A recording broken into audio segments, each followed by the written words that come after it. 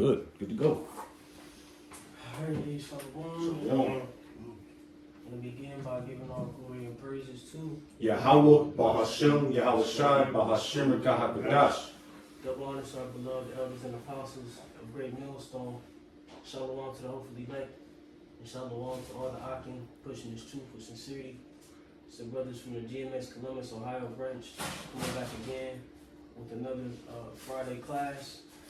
We are going to do a continuation on Daniel, the 11th chapter. All right. And Lord's will, try to get through it. But pretty much, of course, we understand that ultimately, when you're dealing with this chapter, is predominantly dealing with the two dynasties, the Seleucid dynasty and the Ptolemaic dynasty. Okay, and in that you had 6 Syrian wars, all right, that sprang forth, over Coel, Syria.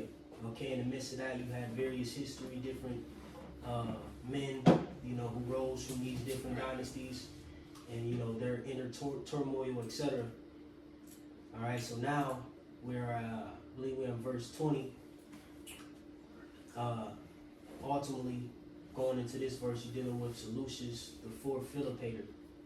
Okay, the son of Antiochus III the Great.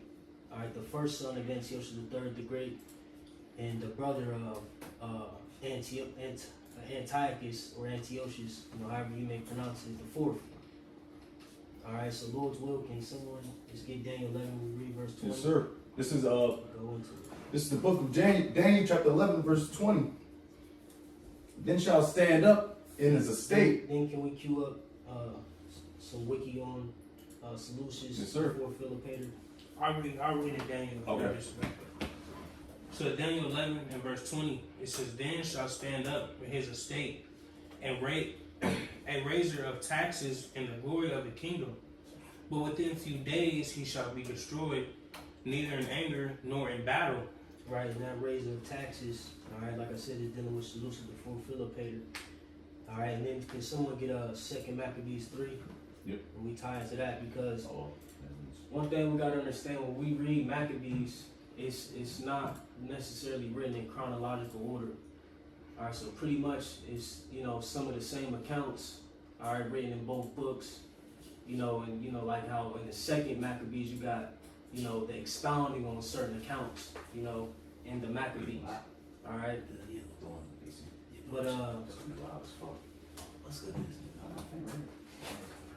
J. Cool. Yes, sir. But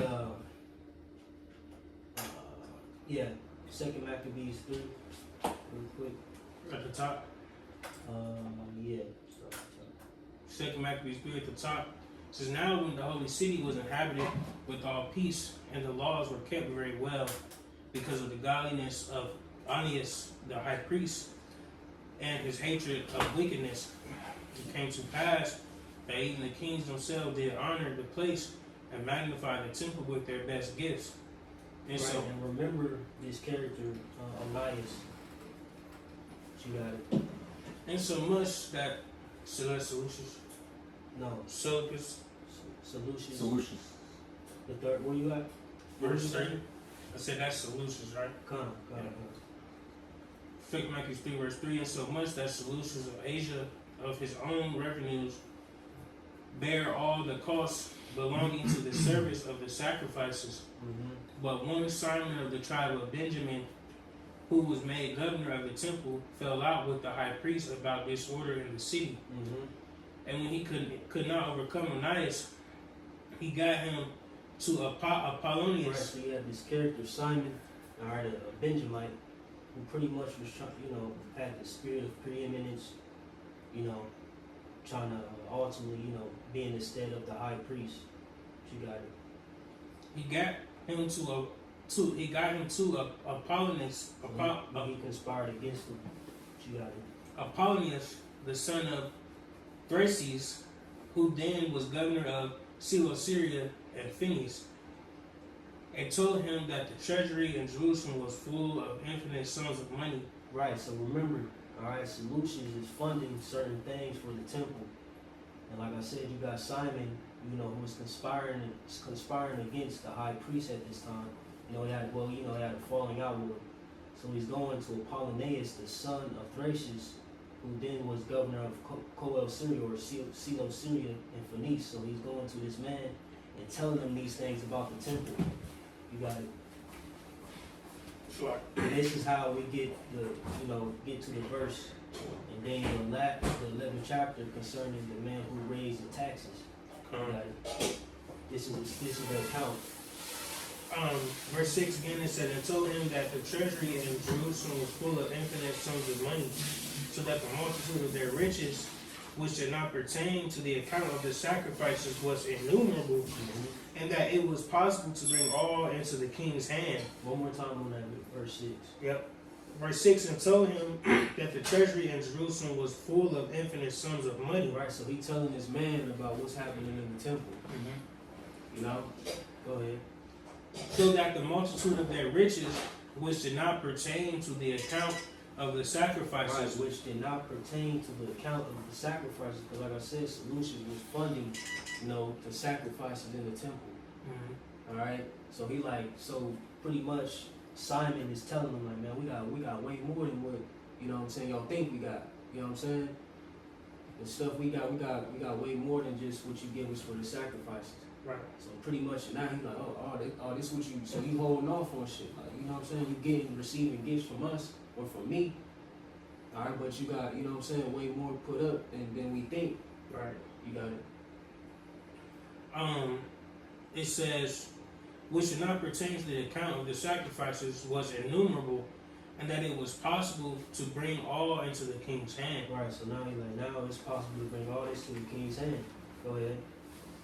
Verse 7, now when Apollonius came to the king and had showed him of the money whereof he was told, the king chose out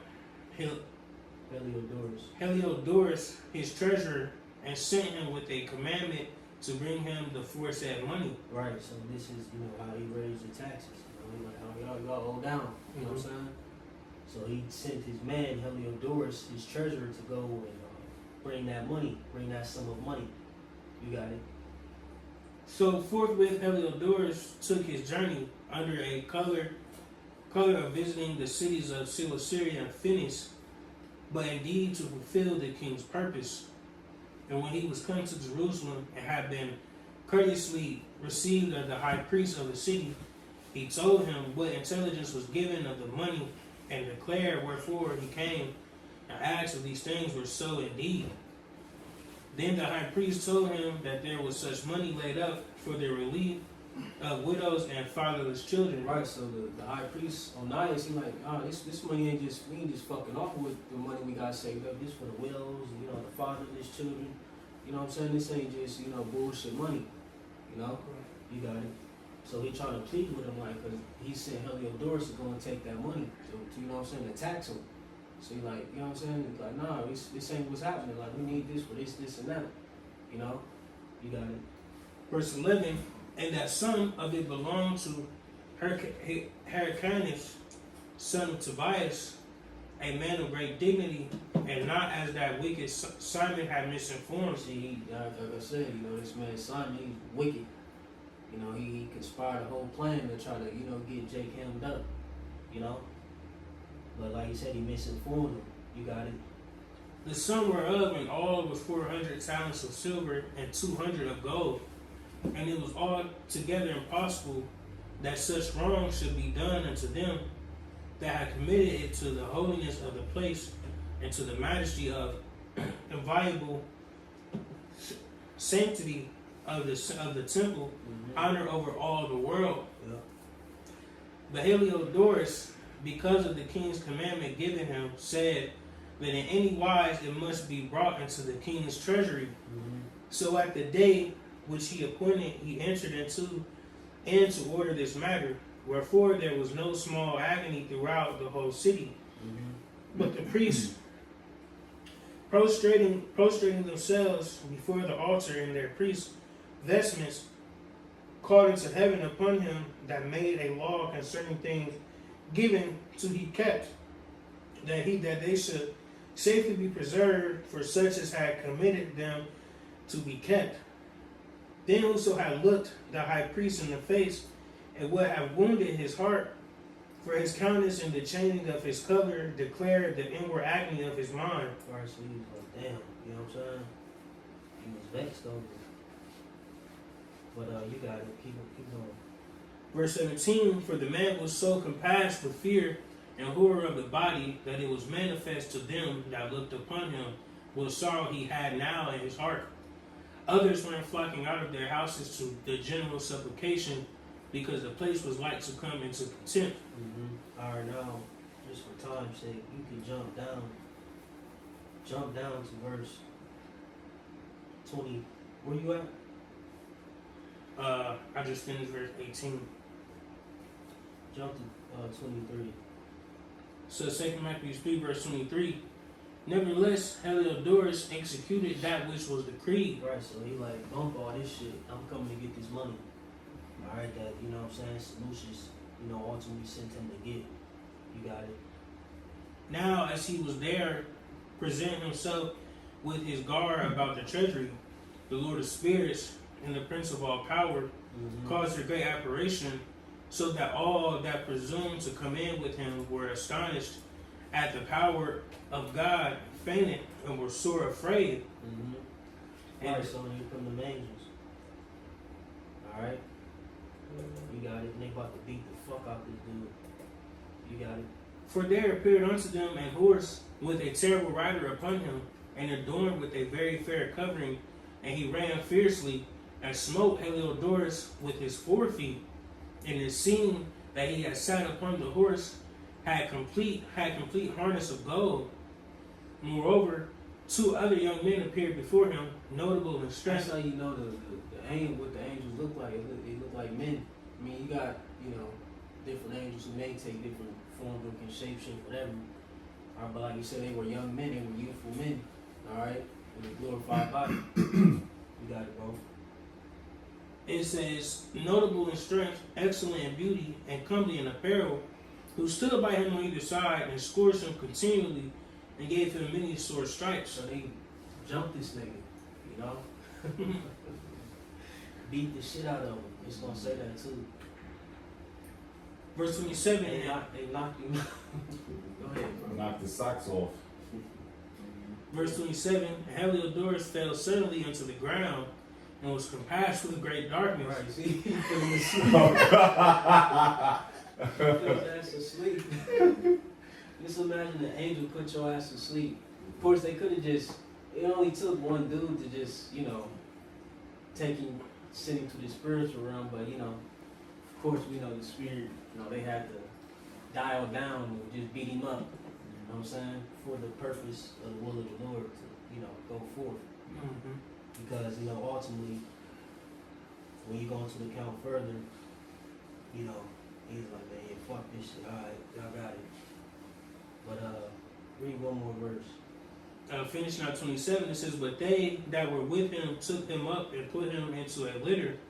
Thus him that lately came with a great train and with all his guard into the said treasury, they carried out, being unable to help himself with his weapons, and manifestly they acknowledged the power of the Most High. Alright, so they acknowledge the power of the Most High, right? Fuck this shit. Read one more. Right. So you know. Verse 29, it says, For he by the hand of the Most High was cast down, and lay speechless without all hope of life. Right, they down there beat him to death. You know, he looked like, you know what I'm saying, some shit up like Ed, and Eddie. Yep. Nigga get beat Yeah, up. that's the Big joint. Yep. The joint go up, the horn there. Big ass purple eye. Got like 3 teeth. You know what I'm saying? Got the stars going around his head and shit. Yep. They whooped his ass, you know? But he had to be an example, alright? But anyways, can we get some little background on solutions? But Yes, pretty sir. much, again, dealing with Daniel 11 and 20, it says, Then shall stand up in his estate a raiser of taxes in the glory of the kingdom, but within a few days he shall be destroyed, right? Because he had a short reign, alright? It says, neither in anger nor in battle, right? Because ultimately Seleucus, before Philopator didn't die in battle, or any gruesome way, you know, he ultimately got assassinated. I believe poisoned, you know, in the history they say Heliodorus, you know, poisoned him. that's how he met his demise. All right, which ultimately that then sets up Antiochus IV. All right, but anyways, can we read just a little background on him, and then we can go to his death. All right. Wikipedia as well. All right. So we got Seleucus the Fourth, Philopator. All right. From 218 BC to 175 BC, ruler of the Hellenistic Seleucid Empire, reigned from 187 to 175 BC over a realm consisting of Syria, now including Cilicia and Judea, Mesopotamia, Babylonia, and near Iran. See, he ruled over Judea, you know. So remember, in the midst of these wars between the two, the king of the south and the king of the north, whoever, you know, pretty much took over that region had, you know, authority over the nation as well. You got it, bro. All right, so you want to go straight to the death? Just get a little. Yeah. All right, got you. Go to reign, then death. Yep, got you. Of course. The reign of Seleucus the Fourth, Philopator. It says in 187 BC, Antiochus died after looting the temple of Bel Elibus, and Seleucus took over as Basileus. He renewed an alliance with the Achaean League and almost joined in Pharnaces' invasion of Galatia. Before reconsidering and turning back, he also substituted his son Demetrius instead of his brother Antiochus IV as a hostage in Rome. Now going to his death. On September 3rd, 175 BC, 137, it says Seleucus was assassinated by Heliodorus, one of his leading bureaucrats. Right, and see, this is all secular history tied to the scripts. Go ahead. It said the ancient sources do not record a motive for this act. Possibly it was simple lust for power, just like today. Or possibly the sources misattributed the death to the one who gained the most from it, Heliodorus. Right, because he knew, you know, the situation concerning the Treaty of Ampia, or I forget how to pronounce it. You know, so he had a lot of insight about, you know, the next ruler, the next king, you know, etc. Yeah, just like now. Right. Just like how you can accredit it to now, today. Right, because like I said, he had a son, Demetrius, all right? And you know, at this point, his son was very young, all right? Well, you want to make a point? No, I was just accrediting it to, it's all over again. Greek, Roman Empire, this is Rome 2.0, because that was, like, you see Donald Trump, which they accredited, through the spirit, they think they're Nero and reincarnation, but it's the same thing, it's the same playbook. The lust for power, DJ Trump, you know? Back at it, back at the death of this nigga, it says Heliodorus took over as regent, ruling on behalf of Seleucus IV's young child Antiochus. Heliodorus' reign as regent was brief. However, months later, he was replaced by Antiochus IV with support from Pergamon. That it, yep, see, so Heliodorus, he knew these things, and he like, all right, bet. But it ultimately didn't go well because he ended up still, you know, getting taken out of that place and being replaced with Antiochus. All right. So now, Lord's will, can we get Daniel 11 and verse 21? This book of Daniel, chapter 11 and verse 21. And his estate shall stand up a vile person, to whom they shall not give the honor of the kingdom, but he shall come in peaceably and obtain the kingdom by flattery. Right, so boom, now we understand we're dealing with the lands in the Antioch, you know, the vile one. All right, which this man was written about. Real quick, can we get Daniel 8? It said Daniel 8 and Daniel 8 and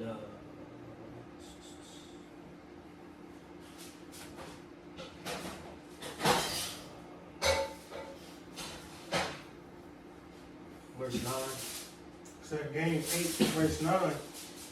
And out of one of them came forth a little horn, which waxed exceeding great. Oh, so like we started at 8. Daniel 8 verse 8. Therefore did he go like the very great, and when he was strong, the great horn was broken, and four it came up, four notable ones toward the four winds of heaven. Right. We already know who these notable ones are, or should. You know, the four generals that still will come out of, Alexander the Great. You know, his four generals. All right. And like we said,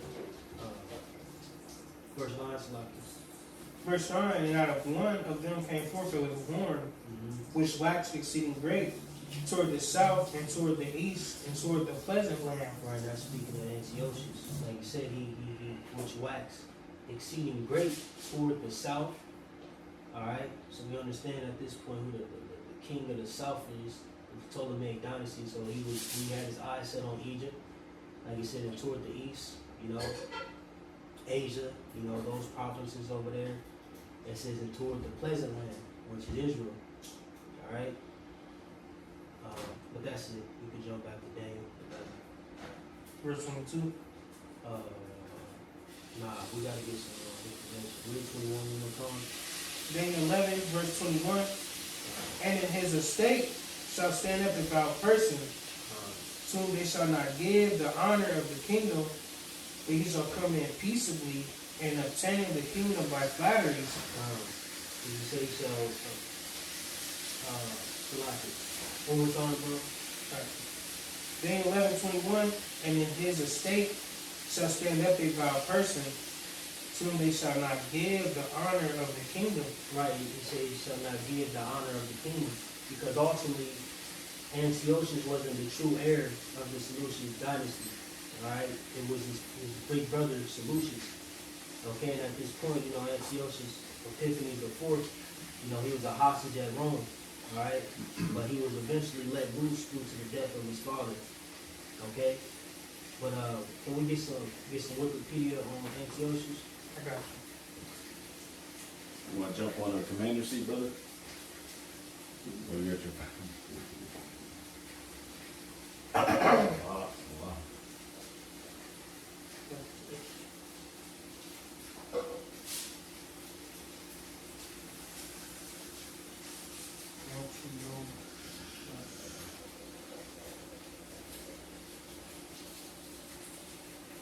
Which one?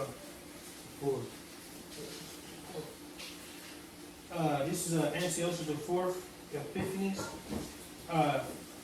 It says Antiochus IV Epiphanes, 215 BC, 164 BC, was the king of the Seleucid Empire from 175 BC until his death in 164 BC.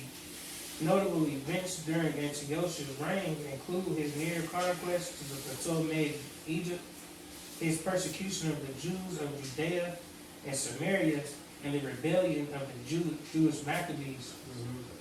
Keep going. The son of King Antiochus III the Great, Antiochus IV's accession to the throne was controversial. Right, see, it was controversial. All right, go ahead. As he was seen as a usurper by some. After that's like I said again. That's why I said in 21, and in his estate shall stand up a vile person to whom they shall not give the honor of the kingdom. Because like I said, it's controversial. His controversial rise, to being king at that time. Like I said, he was seen as a usurper, and will be known, I believe, as the first usurper in Seleucid dynasty. You got it. After his death. Yep. It says, after the death of his brother Seleucus' fourth Philopator in 175 BC, the true heir should have been Seleucus' son, Demetrius I. See, you got it. However, Demetrius I was very young and a hostage in Rome at the time. Right, because remember, the treaty that they made with Rome, the treaty of Apamea. All right, and pretty much, out of those hostages, I believe it was 20 hostages. One of them had to be the son. So Seleucus, the fourth Philopator, put up his first son, his heir, to be a hostage in Rome. Right. You got it. it says, and Antiochus seized the opportunity to declare himself king instead, successfully rallying enough of the Greek ruling class in Antioch to support his claim. This helped set a destabilizing trend in the Seleucid Empire and the subsequent generations, as an increasing number of claimants tried to usurp the throne after his own death. Power struggles between competing lines of the ruling dynasty heavily contributed to the collapse of the empire. Antiochus' often eccentric behavior and capricious actions led some of his contemporaries to call him Epimenes, Right. the mad. Right. And like you said, the latter portion of the verse, and obtained the kingdom by flatteries, right? So pretty much when you deal with Antiochus, he was very cunning, all right? And he pretty much, used flattery, promises, making different allegiance, or aligning himself with certain people so he can rise up into power, all right, and to sit on the seat as king, all right, over, the Seleucid dynasty at this point. Real quick, you mind if I get the definition for usurper? Just real quick, because I wasn't completely aware of it. Usurper, just a quick Google search, it says a person who takes a position of power or importance illegally or by force. Yep. But can you jump to rise to power? Let's read some of that.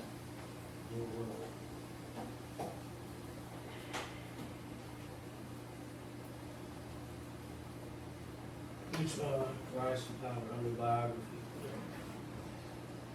Rise to power, it says born around 215 BC, Antiochus was a son of the Seleucid king Antiochus III the Great. Antiochus appears to have originally named Mithridates, although this name will be changed either after the death of his elder brother Antiochus or when he eventually ascended the throne. As a potential successor to the throne, he became a political hostage of the Roman Republic under the terms of the Treaty of Apamea, concluded in 188 BC after his older brother Seleucus IV Philopator succeeded their father onto the throne in 187 BC. Antiochus was exchanged for his nephew Demetrius, the son and heir of Seleucus. After this, Antiochus lived in Athens and was there when his brother was assassinated in 175 BC by the government minister Heliodorus. Heliodorus proclaimed himself regent afterward, essentially giving himself control of the government. This arrangement did not last long. With the help of the king Eumenes II of Pergamum, Antiochus IV traveled from Athens through Asia Minor and reached Syria by November 175 BC. Seleucus' legitimate heir Demetrius was still a hostage in Rome, so Antiochus seized the throne for himself, proclaiming himself co-regent with another son of Seleucus, an infant named Antiochus. Antiochus, son of Seleucus. He used flattery. You know what I'm saying? That point? What's up? Yeah, even a lot of these military conquests, a lot of military bases, they have Apennines as like a street, so it's kind of synonymous with Esau's reign. Like that's just kind of when you say it's like you say Appa, what is it? Apamea. But okay, Salaki. But it's still like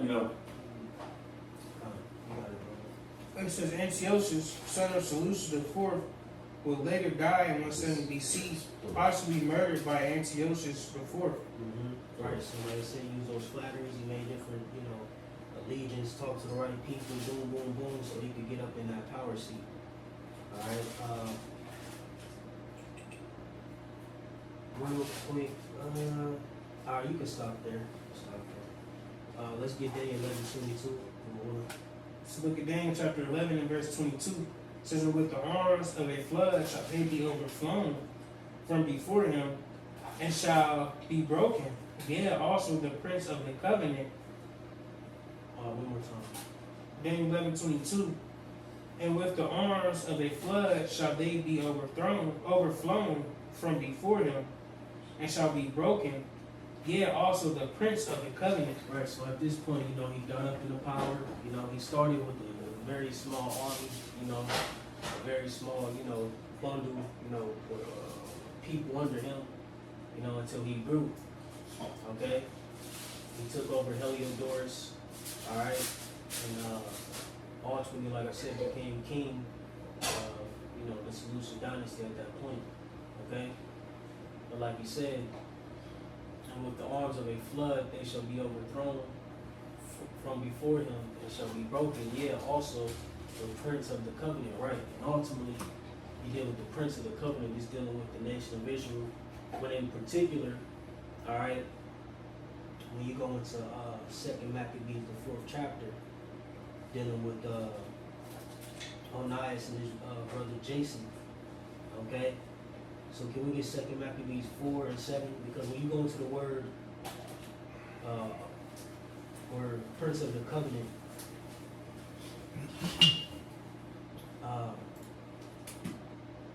you ultimately dealing with the high priest. All right. Like you said, prince, ruler, captain, prince, princely, governor, leader. Okay. Of the covenant, we know who took the covenant. All right, the nation of Israel. Okay, and who helps oversee that covenant, the lawgivers, with the Levites. Okay, so let's get 2nd Maccabees 2, or else like it 4. Let's start at verse 7. Yes, sir. Because this is the particular account, of how he broke, the prince of the covenant. What you got me? This is the book of 2nd Maccabees, chapter 4 verse. I got it. 4 verse 7. But after the death of Seleucus, when Antiochus called Epiphanes, took the kingdom, Jason, the brother of Onias, labored underhand to be his priest, promising unto the king by intercession 360 talents of silver, and of another renew 8 talents. Hold on. Oh, 80 talents. That's why I be saying, man, be sometimes, see how one piece of the scripture be is this whole chapter, literally. Yeah. But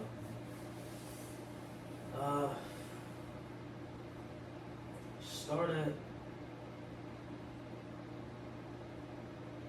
You keep going. You got it. All right. Verse 8. It says, promising unto Start the. at 7 again. Back at verse 7 out of 2nd Maccabees. 2nd Maccabees 4th chapter. But after the death of Seleucus, when Antiochus called Epiphanes, took the kingdom, Jason and the brother of Onias labored underhand to be his priest. Right, so Seleucus died, via the hands of Heliodorus. Okay, Onias is still high priest, all right? And his brother Jason is working underhand, under his brother. Okay? You got it. Verse 8, promising unto the king by intercession 360 talents of silver, and of another renew 80 talents. Yeah. If you could look that up, I think that's like some millions. If I'm not mistaken. 360 talents. I looked it up, I forgot the exact number, I should have wrote it down. But just a fun fact, if brothers want to look that up, how much that would be worth today, it's a fat ass amount though. I think like I said, like some M's, if I'm not mistaken. But you could keep going on. Verse.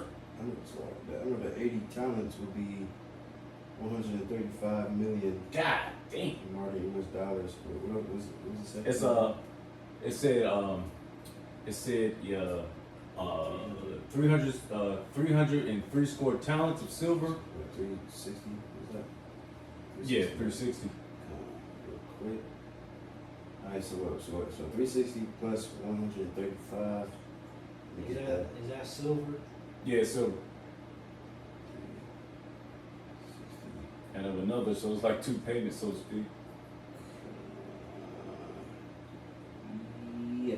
I got some that say 6 million. Yeah. That's off the silver though. Oh, okay. And then what do you say, 80? 80 talents. Well, yeah, that'd be another. So that's what 400, 440 talents of silver. 360 plus 80. Yep. 440. 440. Zero. About 20. It says the value of 440 talents of silver is approximately 25.7 million to 42.8 million USD today. Oh, okay. Nice. So that was some fat shit. Yeah. That wasn't no little nigga money. Big boy pockets. Yeah. So he was, you know, and already, you know, Salaki, but, you know, going into this account, you know, you had Jason, his wicked ass. All right. You know, he was another man seeking preeminence. All right, etc. And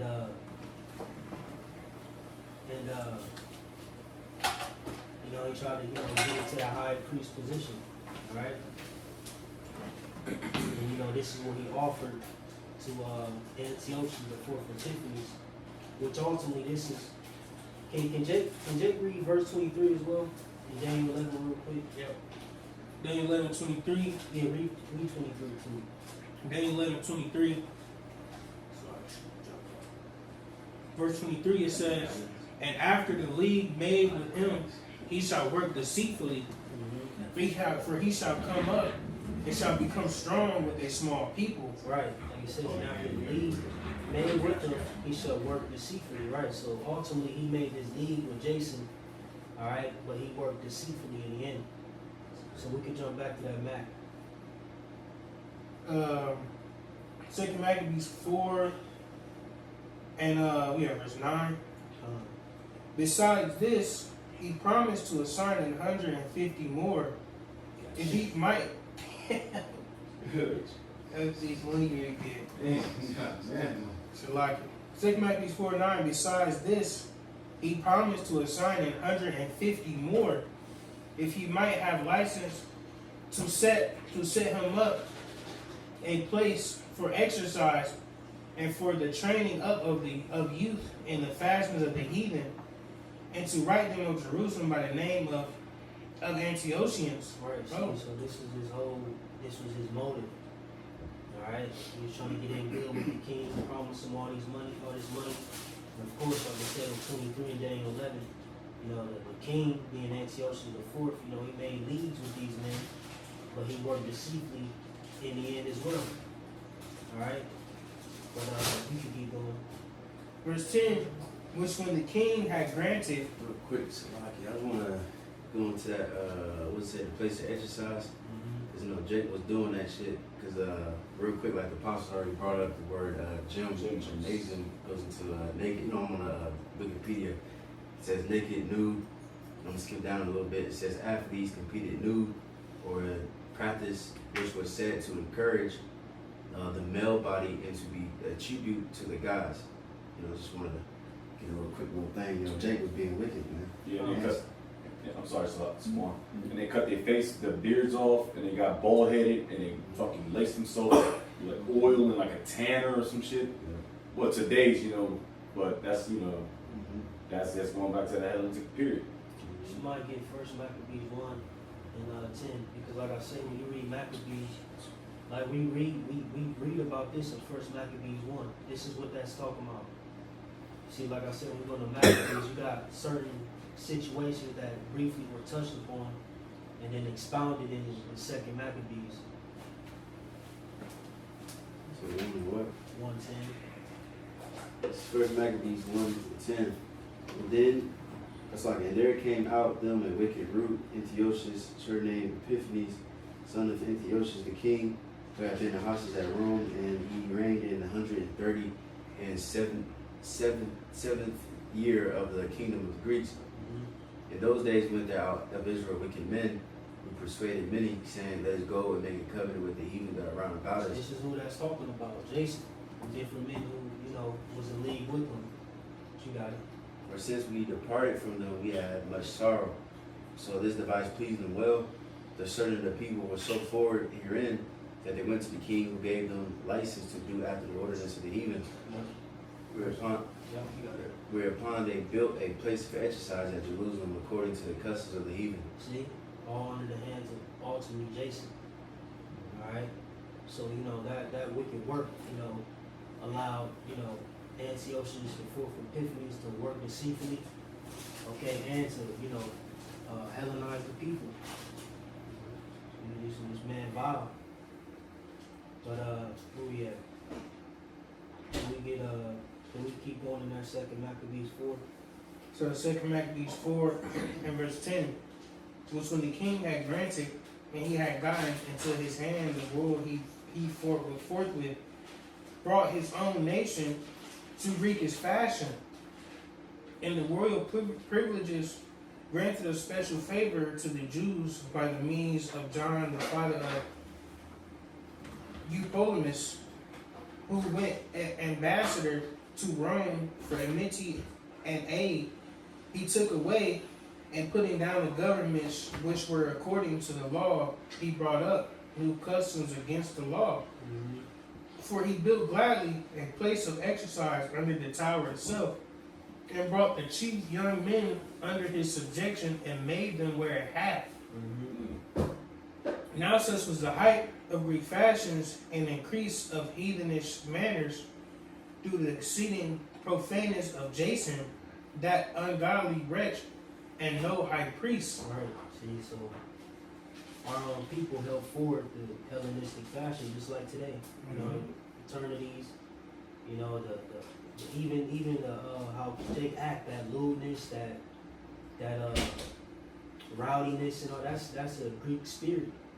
That all goes back to, the Greeks, right? The Dionysus, the god of Dionysus, Bacchus, that young, wild, and free spirit, that's all Greek. That ecstasy spirit. That's why niggas act the way they act with spring break, twerking on the headlights, bitches hanging out the rooftop and shit. All that wild, extravagant shit, goes back to the Greeks, man. And niggas fell right into all that shit. But I got a little information real quick. This is a good site for brothers who want to, study the scriptures. Real quick, it's called United States Conference of Catholic Bishops. Of course, we're not Catholics. I like this Bible though because at the bottom it explains certain verses. Let me see. I'm gonna read a little bit of this. So like going back to the gymnasium, and I also want to get into that hat too. It says verse 12 of 2 Maccabees 4:12. It says, since the gymnasium where the youth exercised naked, which we already brought that out. It says laid in the valley to the east of the citadel. It was directly next to the temple on its eastern side. And it says the Greek hat, a wide brim hat, traditional head guard of Hermes. bucket hat. Mm-hmm. Yep. And I believe Hermes is a god, a false god. Real quick. Like Hermes belts and all that shit. Same. That's why. All that designer shit go back to different gods and deities. Balenciaga. Yep. Baal. Yep. The god of war, Hermes. Let me see. Hold up. Salakia. Must be wearing that shit. Got the hat on too. You know. Let me see. There might be some more. Right, so now through the spirit we see all the events that's leading up to what we got going on in the New Testament. These are all events. This is the history concerning that third beast in Daniel 7th chapter. Alright, concerning the Greeks. Alright, that leopard. This is all the history concerning that. Daniel 11, it's right in Daniel 11. If you go into it. Alright, then the Maccabees helps piece it together. All right, just the insight on it. But the Greek captivity, all right, was, like I said, another captivity that the nation of Israel went into. And the result of that, you have, the Hellenizing of the Jews. And like I said, that ultimately results in the situations that tie to the Jews and the Greeks in the New Testament. Now we're seeing, okay, and this is, generations before, Rome. All right, so just think, this happened in, 175 BC. All right, then what? When did Yahweh Shai come into play? 1 AD. See, so this is 175 years of a time where, Jacob being Hellenized or had begun being Hellenized. So think of how many generations came out of, 175 years. Because at this point, time is counting down. You see? So 175 years of Jake being Hellenized, going through different wars and turmoil between different nations and losing their heritage. All right, little by little, those who are in that land, etc. Because you had Jews in all these different lands as well. But Jake, got anything else on that info? No, that's it. So now, Lord willing, we have Daniel. Can Jake read Daniel 11:23 one more time? Daniel 11:23, and after the league made with him, he shall work deceitfully, for he shall come up and shall become strong with a small people. Right, like I said, hey, Antiochus, that nigga started from the bottom. He wasn't the true heir. All right, he was scoffed and mocked, or not honored as the true king. He started little, and then he ended up being the king over, the Seleucid dynasty at that point. Like you said, he became strong with a small people. All right, and you said he had a handful of followers. But you got it, verse 24. Daniel 11:24, he shall. JC, who we have on the time? We have 47. Oh. Daniel 11, verse 24, he shall enter peaceably even upon the fattest places of the province, and he shall do that which his fathers have not done, nor his fathers' fathers. He shall scatter among them the prey and spoil and riches. Yeah, and real quick, so like I forgot to make mention. Was another thing concerning those leagues. All right, he was making leagues at this time too with Ptolemy VI. All right, I forgot we had to mention him too, because at this point, now Ptolemy VI is being put into place as well. But you can continue. Start at the top. Yep. Daniel 11:24, he shall enter peaceably even upon the fattest places of the province, and he shall do that which his fathers have not done, nor his fathers' fathers. He shall scatter among them the prey. Right, and a part of the things that he did that his fathers didn't do was pretty much honor us. All right, because the men before him allowed us to continue in our religious practice. All right, you did see we just dealt with his father Seleucus the third, or Seleucus, not his father, but his brother Seleucus the fourth Philopator, and how he funded the sacrifices for the temple. All right, and I believe even before that, Even Alexander the Great, he visited the elders. Yep. But before that, if I'm not mistaken, Antiochus III was he allowed us to freely practice our religion too. All right. So like you said, it says, and he shall do that which his fathers have not done, nor his fathers' fathers. He shall scatter among them the prey. Right. You see, Hellenizing us. All right. But you can continue. So I'm finna start from the top. Right, and like I said, yep.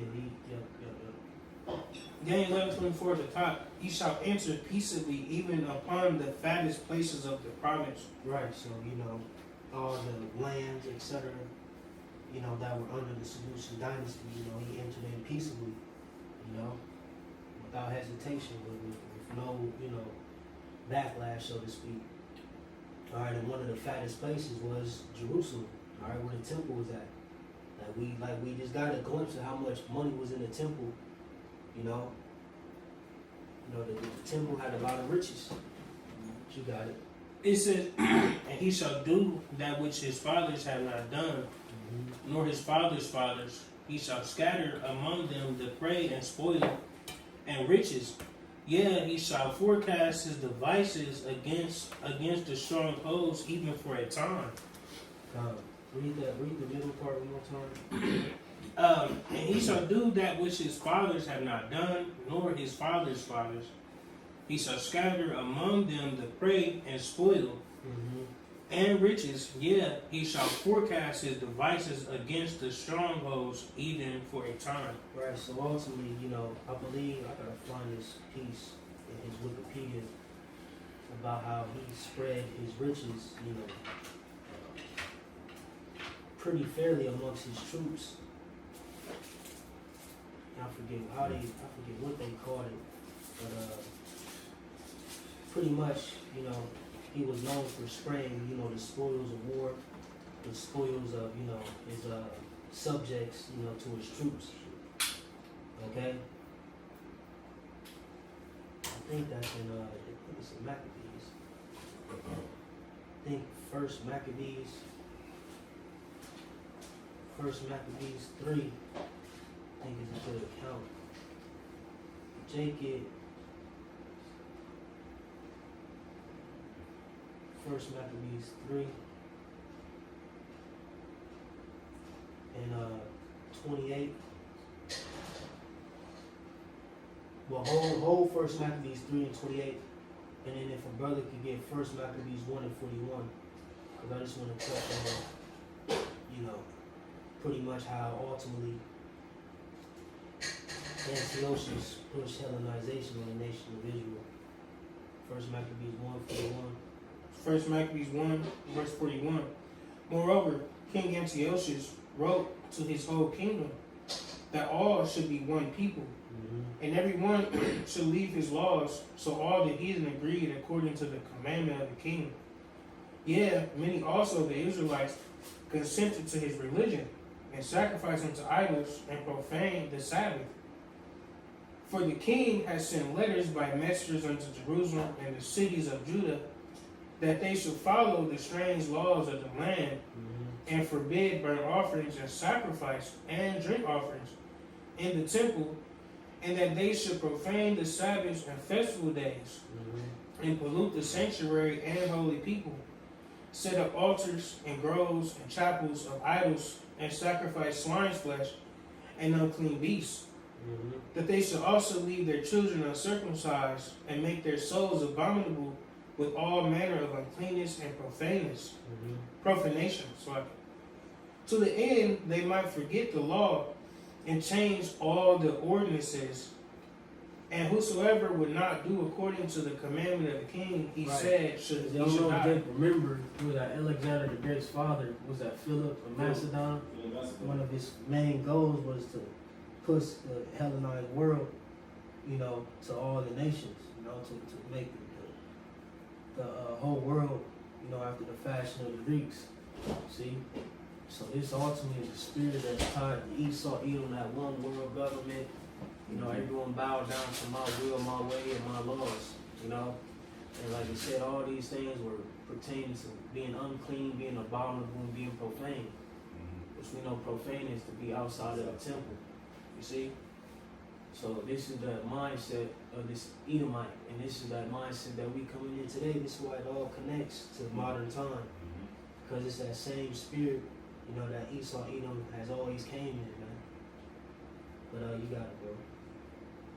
It says, I'm reading back 50. First Maccabees 1 verse 50, and whosoever would not do according to the commandment of the king, he said he should die. In the selfsame manner wrote he to his whole kingdom, and appointed overseers over all the people, commanding the cities of Judah to sacrifice city by city.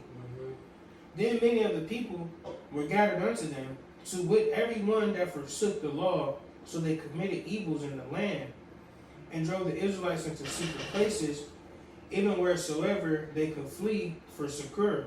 Alright, that's the point.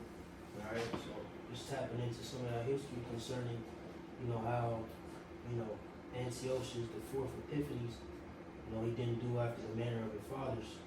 Alright, by, acknowledging and pretty much allowing, the Israelites, free practice, their heritage, customs, and laws. But again, dealing with,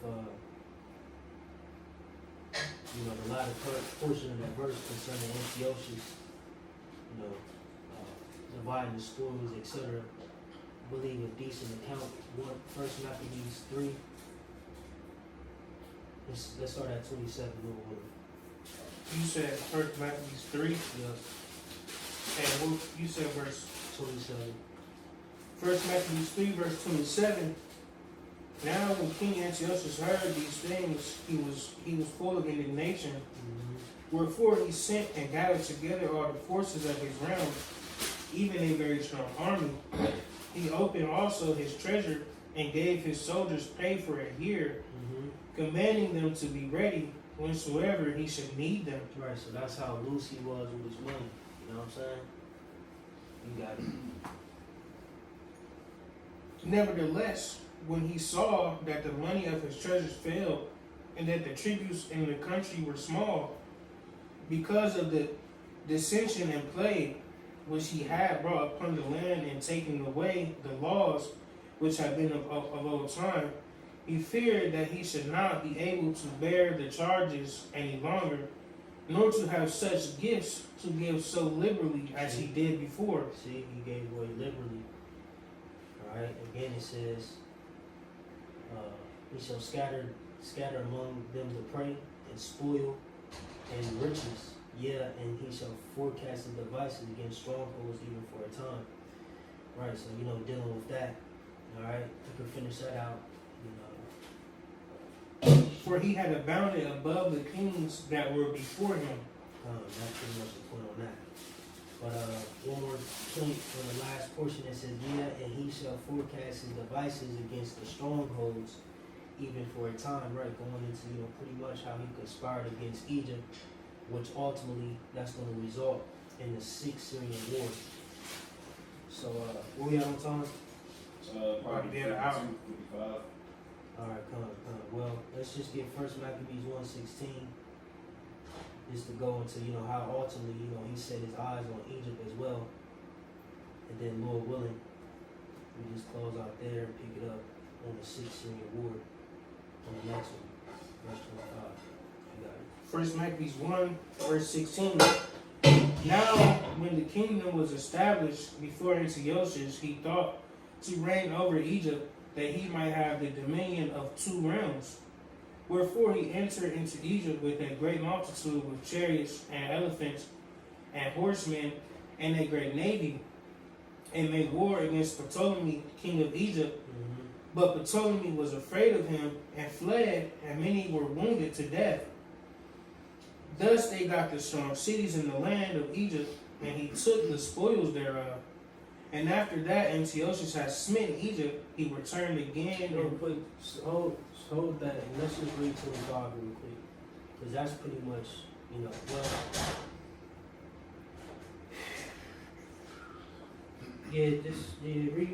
read 25, Daniel 11:25 real quick.